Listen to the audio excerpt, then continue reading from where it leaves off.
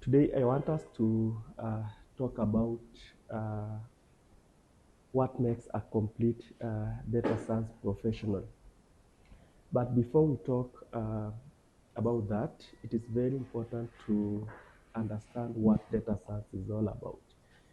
Data science is a multidisciplinary field, and it is made up of computer science, mathematics, statistics, and the domain knowledge. Domain knowledge, what I mean is that when I'm working, for instance, in the ICT industry or in the financial ecosystem, digital lending, I should be able to have enough knowledge about that industry. And that's how data science works. However, it is very important for us to understand what makes a complete data science professional. Data science is divided into some domains, five technical and two non-technical. The technical ones start with data engineering, then we move to data analytics, then we move to machine learning, deep learning, artificial intelligence. Then we have the non-technical subdomains of data science, that's business analysis and data protection. So I want uh, make you understand this through a case study. Let me pick, for instance, a telecommunication industry that is interested to predict customer churn. Okay, customer churn. I mean, those customers who are stopping subscribing to a certain product, okay, or services. If you have been subscribing to 20 GB monthly bundles, then you stop subscribing, then that is called customer churn. So now, what's the first step? The first step is on business analysis. Business analysis is where you define what is churn, you set the retention targets, the budget, a perceived customer, and all that. Like business analysis, as a branch of data science or a subdomain, will assist you to understand the problem or to define the questions that you are supposed to respond to. Then from there, we move to data engineering subdomain of data science. What does it do actually? What it does is that it will entail now collection of customer usage maybe and billing data because you need it.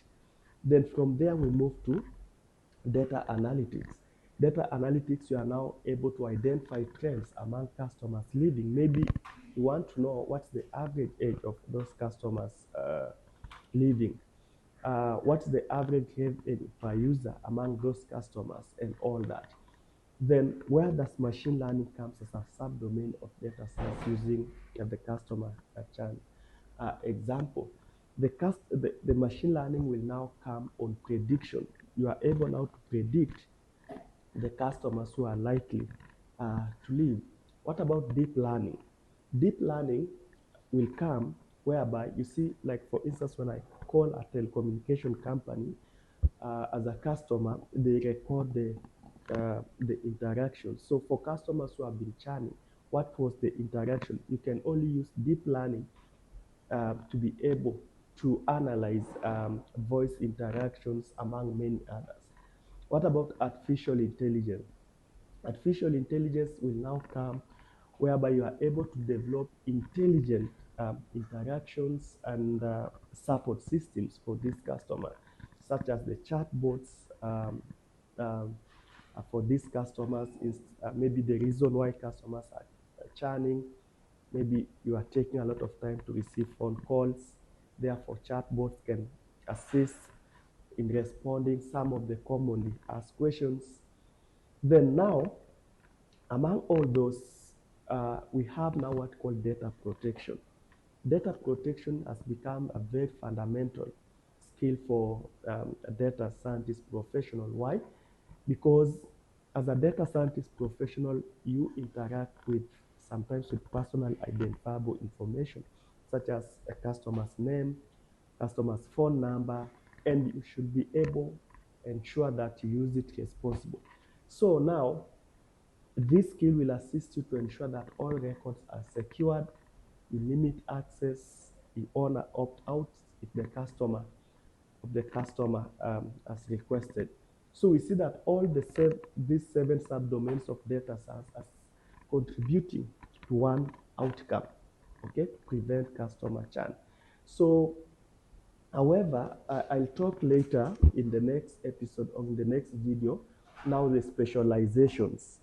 In this, you can specialize as a data analyst, as a business analyst, and all that. That's the specializations within data science. So follow us at Artis DSA. You can visit our website at www.artisdsa.com. Um, you can follow us in our social media platforms. Feel free to reach out to us. We will be able to train you as an individual. We'll be able to train you as a company if you want to know. We'll also be able to advise you if you are a HR professional, you are a company that wants to hire a data professional and you are not sure based on the roles that I've defined, do you want, what's the scope of the work. We are here to assist you at RFCDSA. Thank you so much. Subscribe, follow us for the next episode. Thank you.